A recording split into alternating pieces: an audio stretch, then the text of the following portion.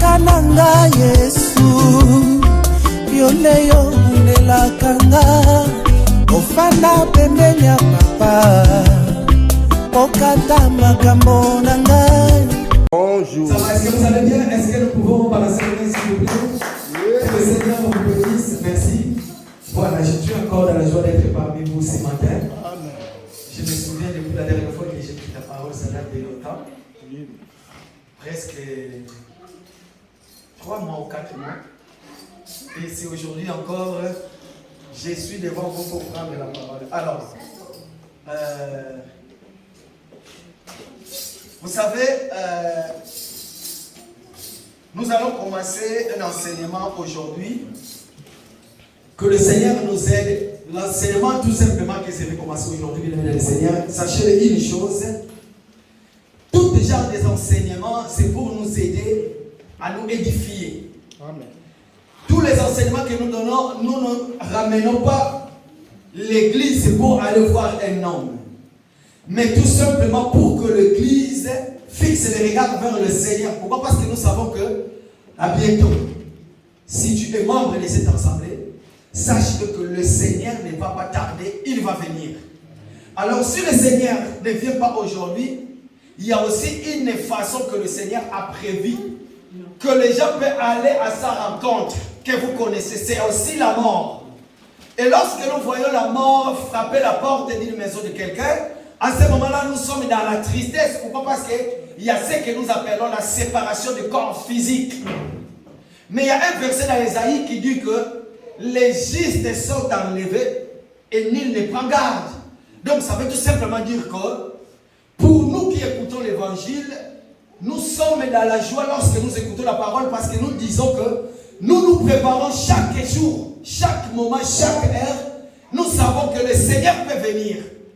Qu'il plaise à Dieu en ce moment-là, lorsque le Seigneur te regarde, il dit, mon fils, ma fille, le moment est venu. Et que tu vas venir vers moi. Sachez-le bien, aimé dans le Seigneur, si c'est dans cet corps physique, et que l'on vient, on vous dit que préparez-vous, vous allez partir, c'est la vous faire mal. Écoutez, j'étais en train de suivre un vidéo. Peut-être que vous le connaissez. Il y a une dame qui était connue en Afrique. Pourquoi? Parce que son mari était un président de la République. À l'époque, c'était la République d'Isaïe. Et ce monsieur, qui s'appelait Maréchal Mobutu, il était au Maroc avant de mourir. Sa femme a témoigné il y a de cela 5 jours. Sa femme a dit que le médecin sont venus voir son mari.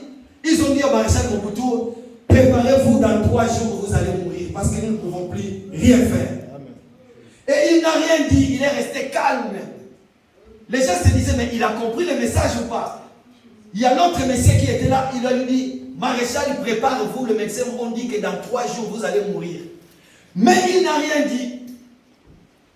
Et le 3e jour, il n'est pas mort. Et il y avait sa femme qui passait pour aller dans les toilettes. Le Maréchal Mobutu qui appelle sa femme. Maman Bobby, viens. Il regarde sa femme, il dit à sa femme, pardon. Sa femme n'a pas compris pourquoi il a dit pardon. Du coup, pardon, sa femme qui lui dit, tous les Aïwa te pardonnent aussi. Comme tu l'as dit à moi, parce que moi aussi je suis Aïwa, je ne sais pas qu'est-ce qui monte dans ton cœur, mais à travers de moi les Aïwa aussi te pardonnent. Je lui dis, en ce moment-là, si tu n'as pas la parole, qu'est-ce que tu allais faire? Amen. Pourquoi? Parce que nous qui avons l'évangile, laissez-moi vous dire que en ce moment-là, ce que je vais faire, je vais tourner encore le regard vers Dieu. Amen. En disant, Seigneur, tu m'as dit que le moment est arrivé, je vais partir. Je vais faire encore ce qu'on appelle l'auto-examen.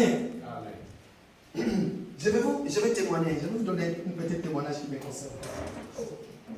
Je me souviens plus c'était quand. À l'époque, déjà, je suivais Docteur Roger. Alors, dans l'assemblée là où on se réunissait, normalement, on devait être consacré, comme on dit consacré. Du coup, il y a une de mes grandes sœurs qui est au pays, elle m'a appelé en me disant, Gauthier, prépare-toi, je ne sais pas qu'est-ce qui se passe, mais je fais un rêve dans 3 jours. Non, c'était dans 5 jours, pardon. Il a dit dans 5 jours, tu vas mourir. Waouh, dans 5 jours. Il y a sa fille qui m'appelle encore. Mon oncle, je fais un rêve que tu vas mourir. Et ici à Paris, on a eu encore un autre songe pour moi. Hein. Je vais mourir donc dans 5 jours. Je me dis, Seigneur, qu'est-ce qui se passe? Prière, prière, prière, prière. J'ai commencé à me préparer parce que je devais partir. J'ai commencé à me préparer, Seigneur, prière, prière. Je partais au travail. Je n'ai pas arrêté toutes mes activités. Je partais au travail, j'ai gêné, j'ai prié. Je me suis dit, Seigneur, si le moment est venu, je vais partir. Chose étonnante, il y avait une de mes grandes sœurs qui habitait à Dorcy. Elle m'appelle encore, elle me dit, 3 jours avant, elle me dit, j'ai fait un rêve, tu vas mourir, mais qu'est-ce qui se passe? Et ça m'a révolté. J'ai dit, mais qu'est-ce qui se passe, Seigneur? Pourquoi ces peurs veulent envahir mon cœur? Vous savez qu'est-ce qui est arrivé? Les jours même, c'était les jours de Pentecôte. C'était quand les gens étaient en train de fêter les jours de Pentecôte. C'était les jours où on devait être reconnus comme les ministres. Dans cette assemblée-là où on était. Et tellement j'avais refusé, j'étais dans la salle, assis, derrière. Pendant qu'il y avait plein de pasteurs, tout le monde, on faisait le service. Moi, j'étais assis dans la salle. Du coup, j'ai oublié d'éteindre mon téléphone. Je reçois un coup de fil. Il y a mon téléphone qui vibre, je sors mon téléphone. Il y a ma grande sœur qui m'appelle. Elle me dit, ma grande sœur qui m'a appelé, elle était aussi dans la salle. Elle me dit, je voulais m'assurer que tu n'es pas mort. Je lui ai regardé là où elle était assise, j'ai commencé à rigoler. 5 minutes après, on nous appelle quelqu'un qui est décédé. Je me suis dit, tiens, c'était lui qui était parti. En fait, c'était le père de ma grande sœur, son mari. Le père de son mari qui était parti. En fait, le message, ce n'était pas pour moi. C'était pour le mari de ma grande sœur.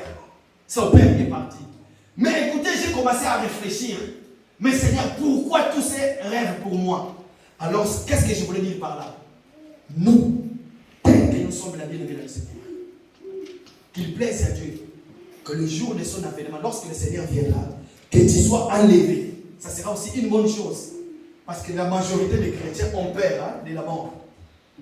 Mais sachez que lorsque le corps physique, ton esprit quitte ton corps, lorsque tu es de l'autre côté, quand tu nous regardes, selon les témoins, si on te dit de regagner le monde, tu vas refuser. Pourquoi? Quand tu verras ton corps que tu as porté sur le monde avec plein de défauts, comme la Bible nous dit dans le livre de 1 Corinthiens chapitre 15, le corps est sémé corruptible.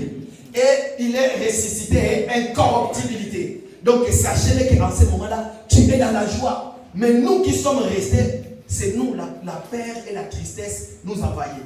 Ben, ce n'était pas mon message. Alors je voulais tout simplement dire que le message que nous prêchons dans l'assemblée, s'il vous plaît, c'est pour nous préparer et que nous soyons prêts parce que nous ne savons pas quelle heure le Seigneur viendra. Mais ce qui est vrai, il ne va plus tarder.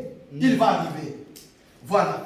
Alors, il y a de cela, lorsque nous avons commencé à nous réunir, nous étions encore dans des maisons.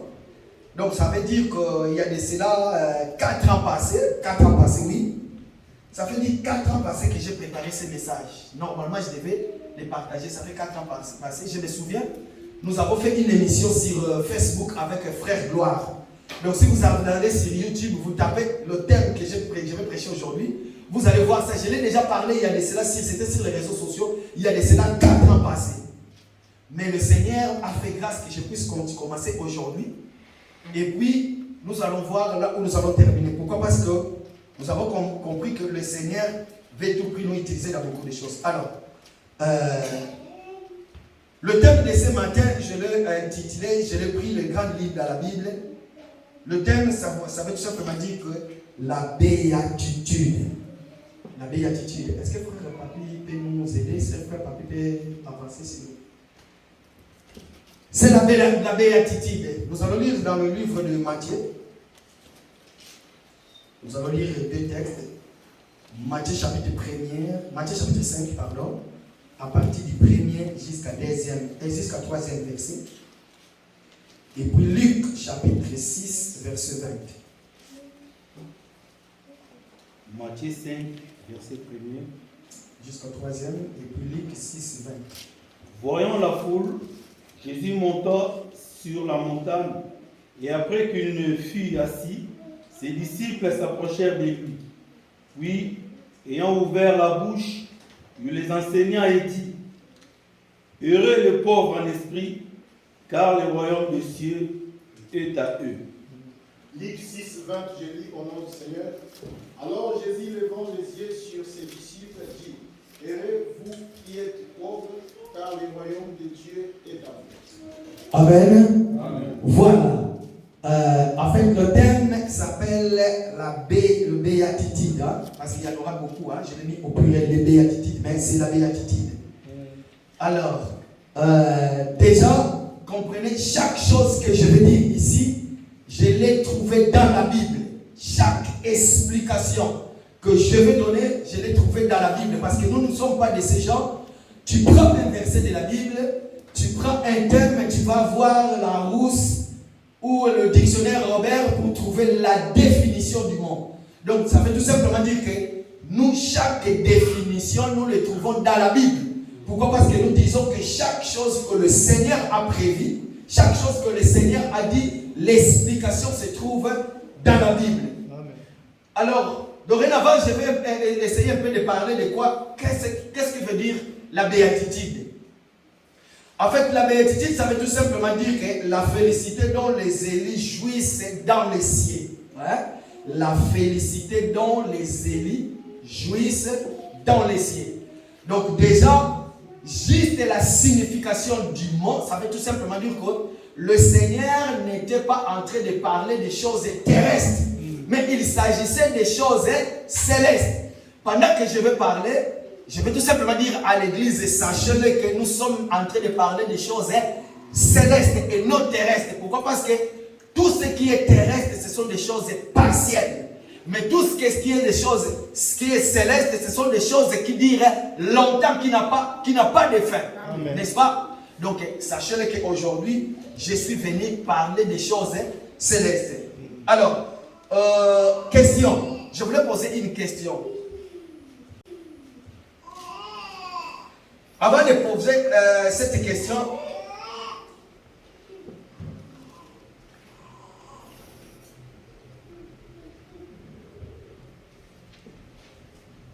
nous avons remarqué une chose, bien aimée dans le Seigneur. La Bible nous parle de ces versets de la Bible. La Bible nous parle de ces parties. La Bible dit que le Seigneur, qui a vu la foule venir auprès de lui, regardez, le Seigneur qui va voir la foule venir auprès de lui, ce que j'aime bien, qu'est-ce que le Seigneur va faire? À chaque fois qu'il voit la foule venir auprès de lui, le Seigneur va quitter là où il y a la foule, le Seigneur va monter sur la montagne. C'était un geste qu'il aimait bien faire. Le Seigneur va quitter là-bas, comme la Bible dit, voyant la foule, Jésus monta sur la montagne. Or que lorsque Jésus monte sur la montagne, ça veut tout simplement dire que le Seigneur comprend maintenant que cette foule qui s'approche, il faut que j'ouvre maintenant ma parole et ma bouche pour déposer ma sémence en eux. Mais maintenant, lorsque je vais parler, c'était quelque chose de coutumier chez les Juifs, ou aujourd'hui aussi nous le voyons, quand quelqu'un veut faire un discours, qu'est-ce que la personne va faire? La personne va s'éloigner ou va monter quelque part pour qu'il soit vu de tout le monde. Alors c'était aussi une position. Vous savez, dans cet évangile, nous expliquons aussi les mouvements, ce que le Seigneur fait. Pourquoi? Parce que nous disons que chaque chose que le Seigneur fait dans la Bible a une signification. Il n'y a rien qui a été cité dans la Bible sans que cela puisse avoir une signification. Le Seigneur maintenant va monter sur la montagne. Vous savez, le Seigneur va faire cette position-là, va aller sur la montagne. Lorsqu'il va aller sur la montagne, la première des choses que nous pouvons comprendre par là, pour que le Seigneur puisse te parler, pour que tu puisses écouter la voix audible du Seigneur, en ce moment-là, il faut que toi, tu sois en dessous de lui et lui qu'il faut qu'il soit au-dessus pour qu'il te voie bien, pour qu'il t'explique très bien ce que le Seigneur veut tout simplement dire. Pourquoi? Parce que tellement que nous sommes ici, devant et qu'il prend la parole, il veut communiquer la pensée, c'est que nous faisons la première des choses, nous nous retirons, tu vas monter dans les montagnes auprès de Dieu pour recevoir le message, de peur que tu puisses nous transmettre ta pensée à toi, de peur que tu puisses nous dire ce qui te concerne toi. Alors, le Seigneur va nous montrer cette position. À chaque fois, nous allons comprendre, bien aimé, le Seigneur, pour prendre la parole, il va se retirer, il va monter dans les hauteurs, il commence maintenant à parler à la foule. Alors, le Seigneur va se retirer, il va monter. Écoutez ce qu'il va dire. Le Seigneur va dire, errez les pauvres en esprit, car le royaume des cieux est en eux.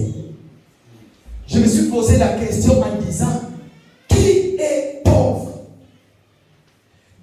Quel genre de signification dont le Seigneur va donner au mot pauvre? Aujourd'hui, nous le savons très bien. Quand quelqu'un manque une chose, quand votre vie n'est pas paisible, vous ne travaillez pas, vous vivrez dans la souffrance. Ça, c'est la pauvreté physique. Ça, c'est la pauvreté mondaine. Ça, c'est la pauvreté que tout le monde connaît. Mais écoutez, Jésus lui-même n'ayant pas une maison à son nom, n'ayant ni âne, ni bête, ni quoi que ce soit pour monter. Pourquoi? Parce qu'à l'époque de la Bible, sachez bien qu'il y avait aussi des gens qui avaient des richesses, qui avaient des champs. Entre autres, les champs faisaient aussi partie des gens qui avaient la richesse. Il y avait aussi le blé, les ânes, beaucoup de choses. Lui-même, il n'en avait pas, mais regarde, le Seigneur va voir beaucoup de gens, la foule qui va venir après de lui. Il va prendre la parole, il va dire, errez les pauvres en esprit, car le royaume du ciel est en eux. Alors, juste la signification que la Bible donne du mot pauvre, ça veut tout simplement dire que quelqu'un qui est vide. Quelqu'un qui est vide. Parmi la foule qui suivait le Seigneur, vous allez comprendre, il va appeler beaucoup de gens. Les gens vont le suivre. Qu'est-ce qui va arriver? Ça veut tout simplement dire qu'ils ont entendu la parole de Jésus et ils ont suivi Jésus. Mais il n'y avait pas encore ce que nous appelons la délivrance. Pourquoi? Parce que la délivrance vient lorsque quelqu'un est baptisé du Saint-Esprit. Donc tu peux écouter la parole, comme on dit qu'un corps qui est habité par les démons, écoute la parole, les démons sortent. Ces maisons-là maintenant est balayée et est vide. Et lorsque la maison est balayée et vide, ça veut tout simplement dire qu'il faut qu'il y ait un autre esprit qui remplace. Soit le même esprit qui revient, soit un autre esprit qui vient prendre possession. Amen. Et tous ces gens qui ont écouté la parole, tous ces gens qui ont suivi Jésus, lorsque le Seigneur va regarder cette foule-là, le Seigneur va tout simplement dire que errez les pauvres en esprit, car le royaume du ciel est en eux. Le Seigneur voyait aussi la vie des années. Malgré qu'il s'agissait, comme nous l'avons dit depuis le début, que nous les élus, nous jouissons la félicité, la félicité dont les élus jouissent dans les cieux. Le Seigneur va regarder, les gens vont venir, il va comprendre leurs pensées. Le Seigneur va dire, errez les pauvres en esprit, car le royaume des cieux est en eux. Et quand il va dire ça, la première des choses que le Seigneur va remarquer, tout ce monde qui vient vers moi, ils sont vides. Ils étaient vides. Pourquoi? Parce qu'il n'y avait pas encore la première des choses, la venue du Saint-Esprit. Ils n'étaient pas encore baptisés du Saint-Esprit. Pourquoi? Parce qu'ils étaient vides. Le Seigneur a vu le soif du Saint-Esprit, le soif de l'Esprit en eux, avant de vivre au ciel, mais ici sur terre. Le Seigneur va regarder, il va dire, ces peuples m'ont suivi, mais il n'y a encore rien en eux. Alors, pour les assurer, il faut ce qu'on appelle la félicité. Il faut ce qu'on appelle la béatitude. Je vais m'assurer de mon peuple, que ces peuples marcheront selon ma parole. Alors, il va dire, errez les pauvres en esprit, car le royaume des cieux est en eux. Comme je venais de l'expliquer, la pauvreté, cette pauvreté n'était pas dit parce que ces gens-là manquaient, parce que nous avons vu parmi les gens qui étaient venus suivre Jésus, il y avait aussi, entre autres, Matthieu. On connaissait, il était le collecteur d'impôts. Il avait de l'argent, il avait des biens. Souvenez-vous, la Bible dit que Matthieu était dans sa poste des épaules, le Seigneur lui appelle, abandonne tout et suis-moi. Il abandonne et il suit Jésus. Et parmi ces gens qui suivaient Jésus, il y a d'autres disciples aussi qui avaient des biens. Je ne parle pas des apôtres parce qu'il y a des différences entre l'apôtre et un disciple. La foule qui suit Jésus, ce sont des disciples. Mais le vrai disciple, ça s'appelle les disciples accomplis. Et comme son maître, tout disciple accompli. Nous pouvons être beaucoup dans cette salle. Sachez qu'il y a les appelés et les élus. Donc parmi les gens qui suivaient Jésus aussi, il y avait la grande foule, il y avait tous les disciples. Mais vous allez comprendre, parmi les disciples, c'est là où le Seigneur va appeler les 12. Amen. Je ne sais pas si je me suis fait Amen. Il n'y en avait pas que 12 personnes qui suivaient Jésus derrière partout où il partait. Si nous lisons aussi le livre de Matthieu chapitre 10, verset 10, je crois, c'est là où le Seigneur envoie aussi les disciples. Il n'envoie pas que les apôtres, mais il envoie les disciples. Il envoie beaucoup. Et il y avait aussi les Judas qui étaient là. Tout le monde sont partis prêcher la bonne nouvelle. Maintenant, qu'est-ce qui se passe? Quand ils vont venir, la première des choses, le Seigneur va remarquer qu'il y a un manque en eux. Pourquoi? Parce que quand on suit le Seigneur, quand on est avec le Seigneur, la première des choses, le Seigneur voit la disposition de ton cœur. Le Seigneur voit le vide dans ton cœur. Il dit, mon fils, ma fille qui me suit, errez les pauvres en esprit, car le royaume du ciel, c'est pour toi. Ça, c'est notre promesse que le Seigneur nous a faite. Il nous rassure déjà que tu m'as suivi. Voilà, mais sache que me suivre, ce n'est pas pour gagner des choses terrestres, mais pour des choses spirituelles, les choses qui durent, les choses qui n'ont pas de fin.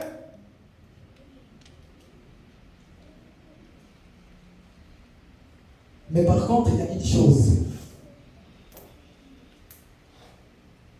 Je suis allé dans la Bible juste pour chercher les contraires des mots errer. Écoutez, comme nous le savons, nous avons tout genre de définitions que nous pouvons donner. Mais écoutez, frère Papi, Matthieu, s'il vous plaît. Écoutez les contraires du mot errer. Par contre, nous, dans les Seigneurs, nous sommes errés. La Bible nous dit, errez les pauvres en esprit, car le royaume des cieux est à eux. Et maintenant, pour ceux qui ne sont pas à Christ. Allez-y, Matthieu chapitre 23, verset 13. Merci, mon bien-aimé, qui nous a pressé. Allez-y. Malheur à vous, scribes et pharisiens hypocrites, parce que vous fermez aux hommes le royaume des cieux, vous n'y entrez pas vous-même, et vous n'y laissez pas entrer ceux qui veulent entrer. Merci Seigneur. La Bible est en train de nous dire seulement, malheur à vous, scribes et pharisiens. À place des scribes et pharisiens et les sadducéens, nous allons remplacer maintenant, malheur à vous les païens, car vous n'entrez pas au royaume des cieux. Tout simplement pourquoi? Parce que ces gens n'ont pas le Seigneur. Ces gens n'ont pas compris. Mais nous sommes dans le Seigneur. Le Seigneur nous dit que nous sommes errés en lui parce que la félicité c'est pour nous dans le ciel. Nous allons jouir avec lui. Mais malheur à vous, scribes et pharisiens, hypocrites, car vous fermez la porte pour les autres et vous-même, vous n'y entrez pas.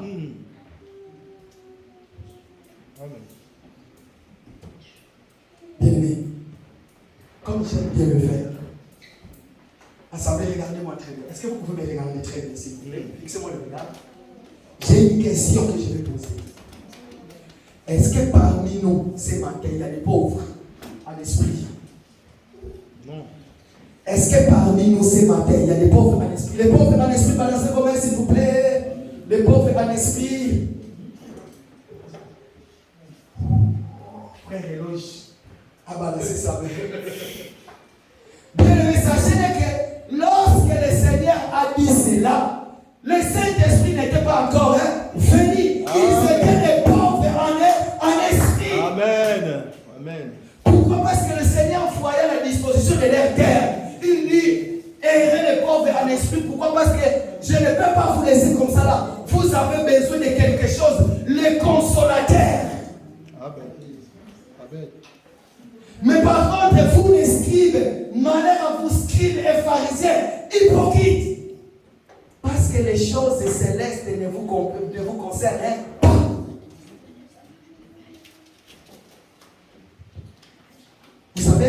je commence aujourd'hui, je pose des jalons. Nous allons comprendre quand nous allons descendre en bas. C'est à partir de là-bas, c'est là où nous allons comprendre en réalité que lorsque le Seigneur prend la parole, la première des choses qu'il visait, c'était le Saint-Esprit. Parce que nous allons comprendre, le Seigneur va parler. Il va dire, vous êtes la lumière du monde. Vous êtes c'est le sel de la terre, c'est le sel perd sa saveur. En fait, toutes ces choses, ce n'est que des compléments du Saint-Esprit. Voilà pourquoi, bien aimé dans le Seigneur, aujourd'hui, je suis venu dire à l'ensemble. Je place des bornes aujourd'hui. J'entre déjà dans mon message dans l'introduction en disant que l'Église ou une personne, vous ne pouvez pas faire partie de l'Église corps de Christ si vous n'avez pas le Saint-Esprit en vous. Pourquoi? Parce que beaucoup de choses que nous allons parler dans cet enseignement, que Dieu vous bénisse pour tous qui êtes venus. Pourquoi? Parce que nous allons comprendre qui va être enlevé et qui bénéficie aussi de la grâce du Seigneur. Qui est erré dans le Seigneur? Parce que l'accomplissement de cette parole-là est venu le jour de Pentecôte, le jour où les disciples ont reçu les dons du Saint-Esprit. C'était ce jour-là, les disciples avaient compris que aujourd'hui, tel que je suis ici, je ne suis plus pauvre. Alors que le yeux physique peut tromper aussi. Aujourd'hui, avoir le Saint-Esprit ne veut pas tout simplement dire que pourquoi? Parce que tu roules dans les grosses jeeps, dans les grosses cylindres, tu as des maisons. Non. Non, bien aimé dans le Seigneur. Tu peux être malade. Tu peux avoir des problèmes. Nous allons apprendre, nous allons comprendre dans les jours à venir comment détecter si c'est vrai moi, je suis baptisé du Saint-Esprit. Pourquoi? Parce que nous pouvons voir aussi, il y a beaucoup de choses, comprenez-moi. Il y a beaucoup de choses qui se passent, soi-disant aux chrétiens, pendant l'ère des cultes. Vous allez chez les païens aussi, vous allez voir les mêmes choses. Vous venez dans l'assemblée, vous priez, et poussé par la joie, tu tombes. Mais chose étonnante, un bon jour, j'étais en Angola, j'étais en train de regarder une vidéo, j'ai vu Michael Jackson était en Allemagne, un grand concert, mais les gens tombaient aussi. J'ai vu beaucoup de musiciens aussi, mondains, qui chantent, les gens s'évanouissent, les gens tombent. Mais si c'était dans la même place, même lieu, même personne, et qu'on change seulement la chanson en disant Jésus est présent ici, Jésus est présent ici. Les mêmes personnes tombent, mais nous allons dire que c'est la manifestation du Saint-Esprit. N'est-ce pas? Mais ok, ce n'est pas là. Amen. Bien-aimé le Seigneur, toi qui viens à l'ensemble, toi qui as sillonné les ensembles, sachez une chose. Dorénavant, je vais dire ceci. Notre héritage terrestre ici dans notre terre, c'est le Saint-Esprit, c'est le don du Saint-Esprit que le Seigneur nous a donné. Il nous a fait beaucoup de promesses. Écoutez, nous allons lire parmi les promesses que le Seigneur nous a fait. J'ai mentionné quelques promesses. Pourquoi? Parce que le Seigneur voit la tristesse de son peuple. Le Seigneur qui regarde ces peuples qui s'approchent de lui, il dit que ces peuples ne peuvent pas me prier parce qu'ils n'ont pas le don du Saint-Esprit. Il dit que ces peuples ne peuvent pas s'approcher de moi parce qu'ils ne me connaissent pas. Aujourd'hui, s'ils sont là, parce que moi aussi je suis avec eux. Lisons frère papier, s'il vous plaît, Actes des Apôtres, chapitre 1er, verset 4. Luc, chapitre 11, verset 13, nous pouvons noter. Luc, chapitre 24, verset 49. C'est là où le Seigneur, nous allons lire juste Actes des Apôtres, chapitre 4. Actes des Apôtres, chapitre 1er, verset 4. Et puis pour ceux qui, il y en a plein de versets là où le Seigneur nous promet le Saint-Esprit. Donc j'ai noté quelques versets. Actes chapitre 1er, verset 4. Luc, chapitre 11 ou 13. Luc 24, verset 49. Comme il s'est trouvé avec eux, il leur recommanda de ne pas s'éloigner de Jérusalem, mais d'attendre ce que je vous ai annoncé, leur dit-il. Luc 11, 13, j'ai dit au nom du Seigneur. Amen. Si donc méchants comme vous l'êtes, vous savez donner de bonnes choses à vos enfants, à combien plus forte raison le Père Céleste donner l'esprit à ceux qui lui demandent. Voilà. Tout simplement parce que le Seigneur a vu la souffrance de ses peuples, a vu le besoin, et va prononcer ces paroles, il va promettre le Saint-Esprit aux gens qu'il voyait qui étaient des pauvres. Maintenant, bien aimés, vous savez, la Bible que nous lisons, écoutez-nous bien, maintenant nous allons essayer de... Comprenez-moi l'autoroute que je prends là. Nous allons maintenant lire pour connaître qui est vraiment pauvre. Hein? Nous allons lire Lazare, s'il vous plaît, nous allons lire Lazare, mais regardez une chose. Lorsque le Seigneur va parler de ces choses, pourquoi? Parce qu'il le sait très bien que mon peuple en aura besoin du Saint-Esprit. Voilà pourquoi je vais leur promettre le Saint-Esprit. Le Saint-Esprit viendra sur vous. Vous serez mes témoins. Le Saint-Esprit vous ainsi de suite. Mais il y a une chose. La Bible nous parle des noms. La Bible nous explique la position du pauvre. Or que nous allons comprendre qui est vraiment pauvre. S'il vous plaît, on va faire parmi. Luc 16. Luc chapitre 16, Luc 16. Il y avait un homme riche qui était vêtu de pourpre et de fin lin, et qui chaque jour menait joyeuse et brillante vie. Un pauvre nommé Lazare était couché à sa porte, couvert d'ulcères, et désirait de se rassasier des miettes qui tombent de la table du riche. Et même les chiens venaient encore lécher ses ulcères. Le pauvre mourut, et il fut porté par les anges dans les seins d'Abraham. Les riches moururent aussi, et il fut enseveli.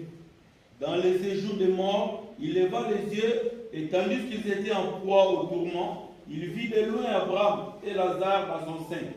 Il s'écria: Père Abraham, aie pitié de moi, et envoie Lazare pour qu'il trempe le bout et me rafraîchisse des langues, car je souffre cruellement dans cette flamme.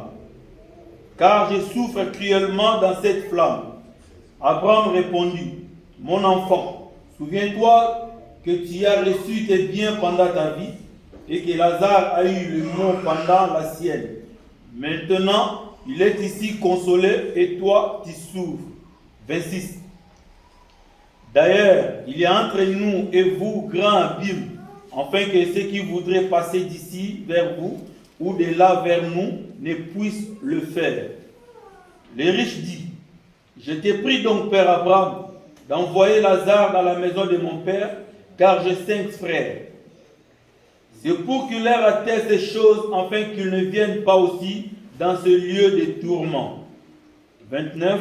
Abraham répondit: Ils ont Moïse et les prophètes qui les écoutent. Et il dit: Non, Père Abraham, mais si quelqu'un des morts va vers eux, ils se repentiront. Amen. Est-ce que nous avons compris? Amen. La Bible nous parle de 2 personnes. Un était pauvre et l'autre riche. Écoute, la Bible appelle de Lazare de pauvre. Et l'autre, on dit bien que Lazare était pauvre. Pourquoi? Parce que tout simplement Lazare, Lazare, lorsqu'il était encore sur terre, Lazare s'intéressait de l'esprit. Lazare aimait bien écouter Dieu. Lazare était celui qui avait, et celui qui marchait selon le Saint-Esprit. En fait, c'est un adage, hein? C'est comme on dit chez nous, c'est l'ICC. Hein? C'est le Seigneur est en train d'expliquer cet adage-là. Mais dans cet adage-là, le Seigneur dit que il est en train d'expliquer. Il y avait un homme qu'on appelait Lazare, et l'autre était riche. Mais écoutez, comment se fait-il que le Seigneur va citer le nom de pauvre qui s'appelle Lazare, et les riches, on ne va pas citer son nom. Ça va tout simplement dire que le Seigneur ne le connaît pas. Tous les riches physiques, hein, tous les riches physiques qui ont le bien matériel, sachez que le Seigneur ne vous connaît pas. Tout celui, en fait, le riche, ça veut tout simplement dire que c'est lui qui a déjà un enseignement erroné. Donc, si tu as un enseignement erroné, qui n'est pas un enseignement christocentrique, qui n'est pas un enseignement qui peut faire de sorte que ton cœur change, tu es simplement riche de ce que tu jouis. Amen. Mais tous tes pauvres qui ont été baptisés du Saint-Esprit, qui a gardé la parole à ce moment-là, tu es riche dans le Seigneur. Amen. Qu'on ne nous dise pas que notre pauvreté, qu'on ne nous dise pas aujourd'hui que le royaume des cieux est pour toi, mon frère, si tu prends toute ta richesse et que tu les donnes à un homme qu'on appelle pasteur, ça c'est faux. Ça c'est faux. Pourquoi? Parce que nous avons compris, beaucoup ont interprété ces versets de la Bible pour prendre de l'argent, prendre des titres. La Bible dit errer les pauvres en esprit. Donc si tu es pauvre, le royaume des cieux c'est pour toi. Donne-moi tout ce que tu as qui est à toi. Comme ça tu seras pauvre. Quand tu vas commencer à prier, tu vas bien prier et que le Seigneur te bénira. Non, ce n'est pas ça. Maintenant le Seigneur va regarder. Il y a des personnes, il va dire, Lazare était pauvre. Lazare était quelqu'un, en fait, qu'on ne peut même pas regarder parce qu'il était quelqu'un vraiment de pauvre. La pauvresse même était vraiment attachée sur le pot du corps. Il avait des ulcères partout. Il mangeait des miettes qui tombaient sur la table. Regardez, Lazare avait des ulcères. Or, aujourd'hui, nous savons qui lèche les ulcères, ce sont des chiens. Amen. Lazare mangeait des miettes qui tombent sur la table. Or que les miettes qui tombent sur la table a une grande signification pour nous. Parce que nous disons dans le Seigneur, hein, nous sommes des chiens qui mangent des miettes qui tombent de la table des rois. Amen. Souvenez-vous, il y a un homme dans la Bible. Dieu va lui dire, prends le peuple d'Israël, ramène-les dans l'eau. Lorsque vous allez arriver dans l'eau, ils vont boire de l'eau parce qu'ils ont soif. Mais quand ils vont commencer à boire de l'eau, c'est lui qui va commencer à laver, mets-les de l'autre côté à gauche, et c'est lui qui va boire de l'eau avec les mains, mets-les à droite, et c'est lui qui va prendre de l'eau avec la main, mets-les à gauche. Et tous les gens qui étaient là, tous ceux qui vivaient de l'eau comme des chiens, tous ceux qui lavaient, ce sont eux que le Seigneur avait sélectionnés. Amen. Voilà pourquoi vous allez comprendre une chose. La Bible va dire, les salis qui n'étaient pas pour nous autrefois, parce que nous étions des étrangers, nous étions des chiens, nous étions des animaux, nous étions tout ce que le monde peut dire pour nous, mais aujourd'hui l'évangile nous appartient. Les salis, c'est pour nous.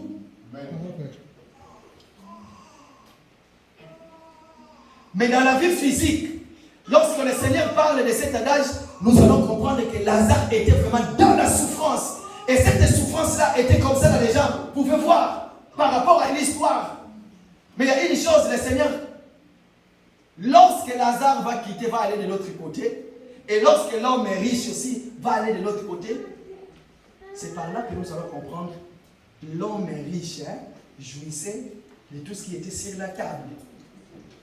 Or que ce qui était sur la table aujourd'hui, ça veut tout simplement dire que c'est quelque chose qui peut nous amener loin du Seigneur. Mais nous aujourd'hui, dès qu'on a venu du Saint-Esprit, sachez que nous ne mangeons plus de miettes qui tombent sur la table. Nous mangeons tout dans le Seigneur. Amen.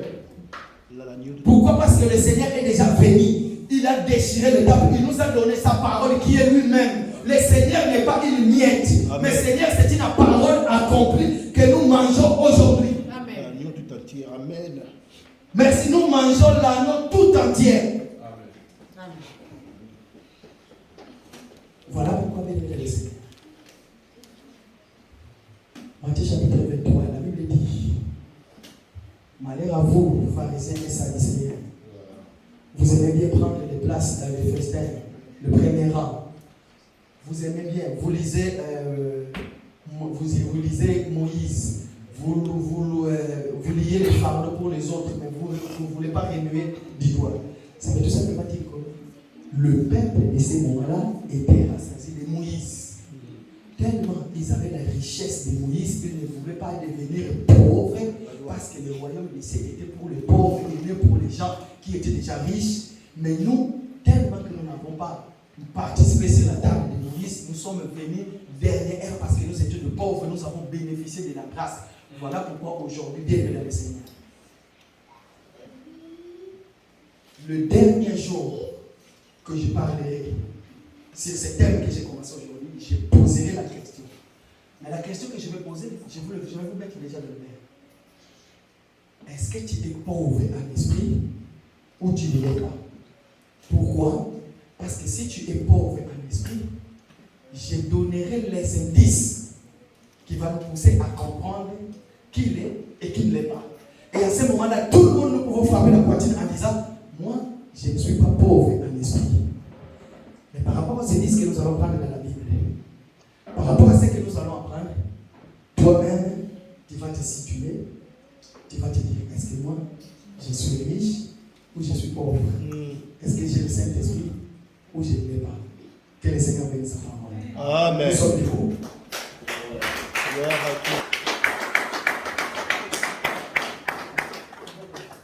Bien-aimé Seigneur. La Bible nous dit que heureux le pauvre est mal l'esprit. Mais laisse-moi te dire que toi, tu n'es pas pauvre. Toi, tu as la richesse du Seigneur. Mais la Bible dit que heureux le pauvre est mal l'esprit.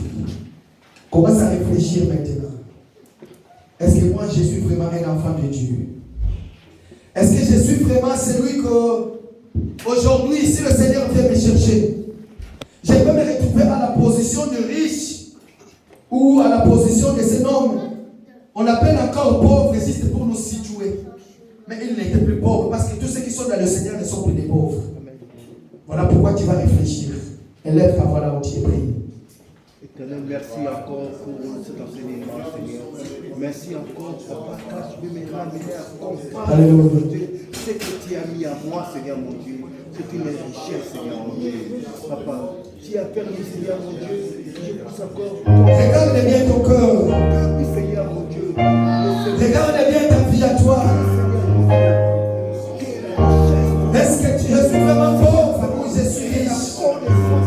Est-ce que je suis riche dans le Seigneur ou comment?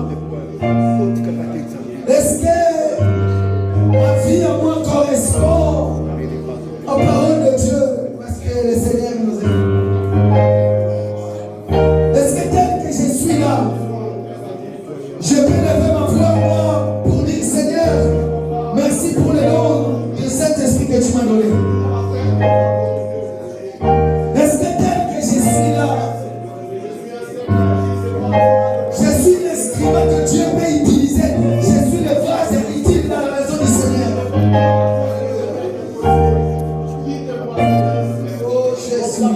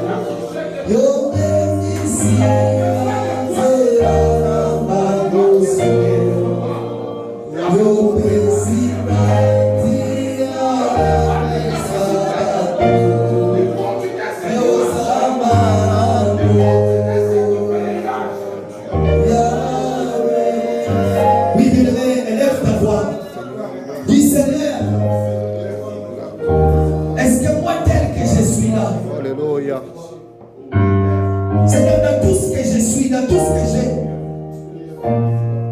est-ce que vraiment tu me connais comme tu as cité le nom de Lazare? Parce qu'il y a quelqu'un que tu as cité son nom en disant que tu le connais. C'était Lazare. Et moi, est-ce que tu me connais, Seigneur? Examine bien ta vie. Examine bien ton cœur. Élève ta voix pour lui maintenant. Seigneur mon Dieu, merci Papa. Pour ça qui fait que Papa, je me sépare des choses qui me Seigneur mon Dieu. Oh, des choses qui sont déjà éternel notre Dieu, Papa. Est-ce que tu me connais vraiment, Seigneur? Aide-moi, Seigneur. Moi-même, je suis incapable. Je vais marcher selon toi. Je vais marcher dans ta volonté à toi. Accomplis ta parole à toi, Jésus, parce que tu es notre Seigneur, notre Sauveur. Il n'y a que toi, Seigneur, qui nous aime. Il n'y a que toi qui nous connais, Jésus. Seigneur,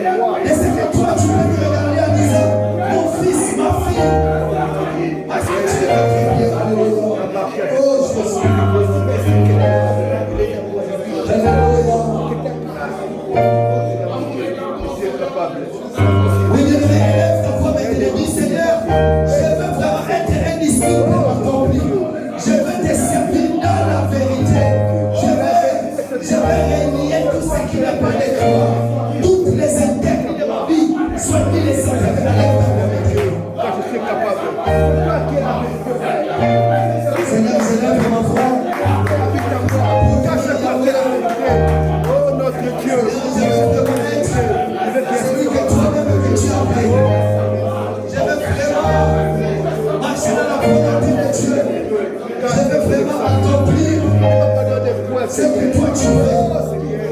Seigneur, je ne veux pas marcher selon moi-même. Je ne veux pas poser des actes qui ne sont pas dignes devant ta face. Parce que tu es notre Dieu.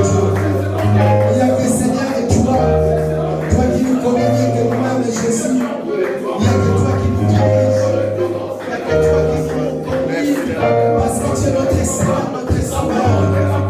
Seigneur, merci pour ton amour. Seigneur, merci pour ta grâce. Parce que tu es notre Dieu. Écoutez bien, mesdames et seigneurs. Écoutez bien, mesdames et seigneurs. Il n'y a que Dieu qui sait le nombre de tes jours ici sur terre. Amen. Tout ce que tu as vécu, toi tu le sais. Mais le reste, à partir de maintenant, et les jours où tu partiras, il n'y a que le Seigneur qui sait.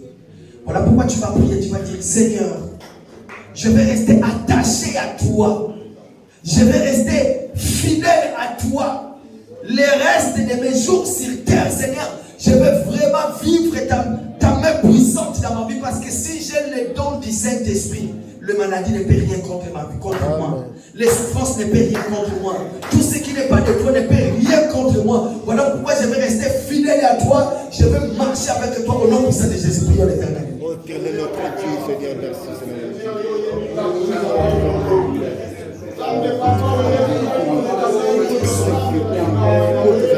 Oh Jésus. Seigneur, le reste de nos vies entre tes mains. Seigneur, tout ce que nous avons fait entre tes mains. Seigneur, conduis-moi. Seigneur, conduis ton assemblée. Papa, guide-nous chaque jour de notre vie. Seigneur, fais de sorte que tout ce que nous avons besoin, que nous puissions les recevoir à toi parce que tu es notre Dieu. Merci pour ton amour, Jésus. Merci pour la grâce, merci pour la paix. Dans le nom puissant de notre Seigneur Jésus-Christ. Alléluia. Jésus.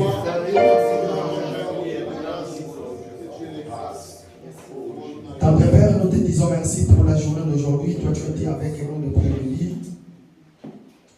Nous avons compris, Seigneur, que ton Église aujourd'hui n'est plus pauvre. Mais ton Église a le don du Saint-Esprit qui est une richesse de tous les saints du monde.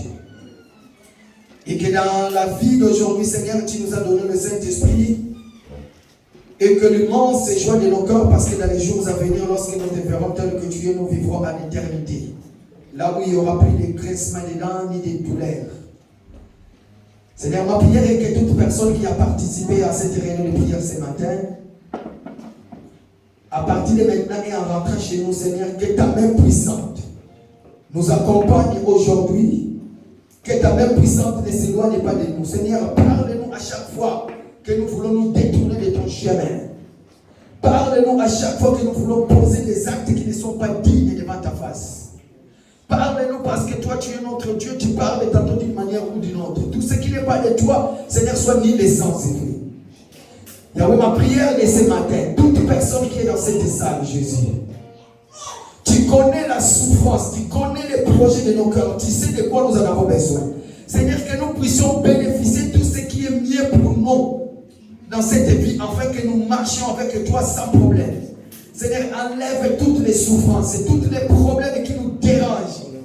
Seigneur, je prie et que cette semaine qui commence, Yahweh, marche avec nous afin que nous puissions témoigner dans le nom puissant de notre Seigneur Jésus-Christ, notre seul Seigneur et Sauveur. Voilà pourquoi moi et mes bien-aimés nous disons merci Seigneur Jésus-Christ. Merci Seigneur Jésus-Christ. Amen. Amen. Voilà, merci beaucoup.